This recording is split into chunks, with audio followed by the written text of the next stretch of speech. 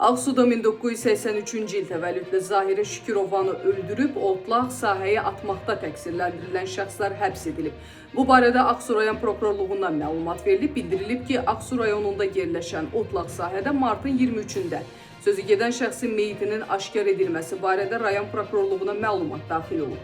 Aparılan araşdırmalarla martın 22-sində Ağsu rayon sakinləri 1977-ci il təvəllüdlü Əyyub Sahabov və 1977-ci il təvəllüdlü Seymur Məmmədovun qabaqcadan əlbir olan bir qrup şəxs halında Zahirə Şükürovanı qəsdən öldürdükdən sonra zərər çəkmiş şəxsin meyidini rayonun Muradlı kəndində yerləşən otlaq sahəyə aparmalarına əsaslı şübhələr müəyyən edilib. Faktla bağlı Ağsu rayon prokurorluğunda başlanmış cinayət işi üzrə Əyyub Sahabov və Seymur Məmmədov Azərbaycan Respublikası Cinayət Məcəlləsinin 120.2.1 maddəsi ilə təqsirləndirilən şəxs qismində cəlb edilib. Müstəndiqin vəsatəti və ibtidai araşdırmaya prosesual rəhbərliyi həyata keçirən prokurorun təqdimatı əsasında Ağsu rayon məhkəməsinin qərarı ilə sözü gedən şəxslər barədə həbs qəti imkan tədbiri seçilib.